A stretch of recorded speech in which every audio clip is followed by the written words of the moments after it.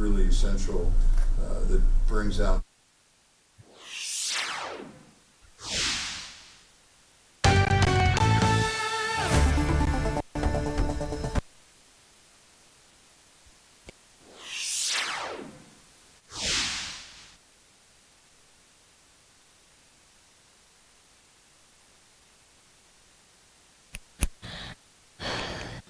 Martinez will try to get something going offensively. Let's come.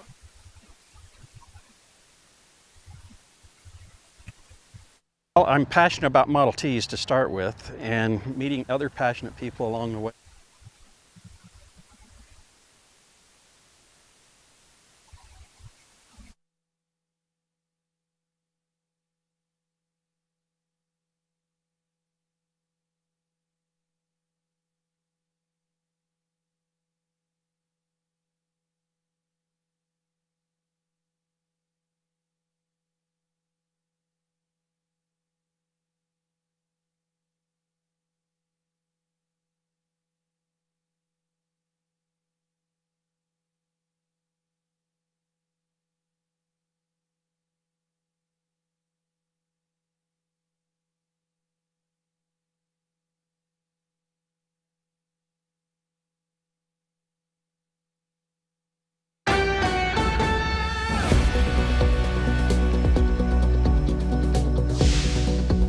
Welcome to KNOP's Panhandle Roundup, where we highlight the news, sports, and weather that matters to those in Nebraska's vast panhandle. I'm Victoria Norgard.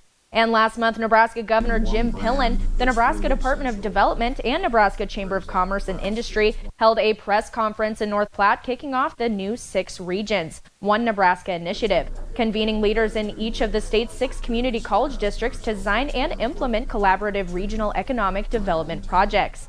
Last week, officials announced that the initiative will venture into the Panhandle region for a meeting next Monday, June 24th at the Gehring Civic Center. The meeting will take place from 9 a.m. until 2 p.m., according to News Channel Nebraska.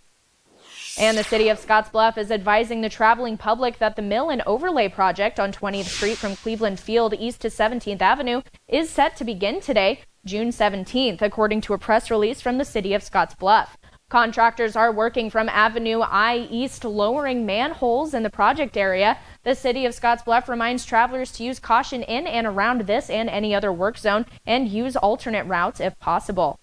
And now we're going to turn to the Panhandle weather with meteorologist Andre Brooks. Well, thank you so much, Victoria. And we are starting our day out with those mostly sunny to partly cloudy skies. We're starting to see a little bit of cloud cover starting to stream in here across Scottsbluff and even into the northwestern portion of the Panhandle. And this is just going to continue to move itself towards the east. And as we head over into our current temperatures, our temperatures right now are mainly in the 50s and 60s. So it's rather cooler than what we were seeing this time on Friday. So it's rather good news if you do not like the heat. Now, looking at the rest of the day, we will see a chance of seeing some showers and thunderstorms, and some of those storms could be on the strong to severe side with damaging winds, hail, and also an outside chance of a tornado. And the main timing for these storms will be mainly between 5 and 7 o'clock, and then we will start seeing those storms start to exit on out once we get around midnight tonight. So, Victoria, looks like the storms are returning again today. Sounds like it. Thank you, Andre. And skincare company Suntegrity is recalling some of its sunscreen foundation due to possible mold contamination. The FDA said 9 lots of Impeccable Skin sunscreen foundation are being pulled from shelves. No harmful reactions have been reported, but consumers are advised to stop using the product and request a refund. Products containing mold can cause an allergic skin reaction or infection and give off a strong odor. Suntegrity says reactions typically clear up after cleansing the skin and stopping using the product.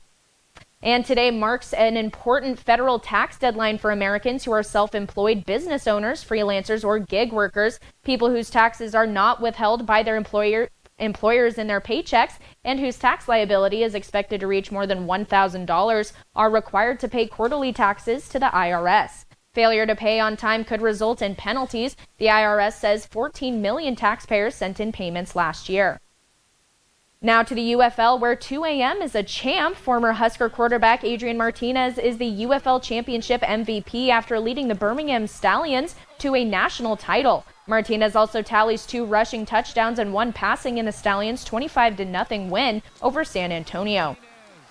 And in June of 1924, Ford Motor Company drove the 10 millionth Model T from New York to San Francisco via the Lincoln Highway. And 100 years later, the Museum of American Speed is doing it again with the C2C in a Model T journey. The journey will last around 2 weeks, spanning a total of around 3,400 miles. The car has been making public stops across the country along the way, including yesterday in Kearney. Mike Vaughn spent 4 months restoring the car and says he's met other people with an interest in cars along the way. Well, I'm passionate about Model Ts to start with, and meeting other passionate people along the way is really cool.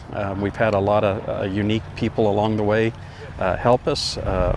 There's a lot of history involved here, as I stated before, and a lot of people are interested in that history.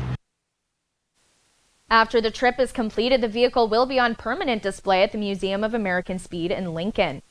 And that's all we have for now, but remember to join us weekdays for the KNOP's Panhandle Roundup. Have a great day.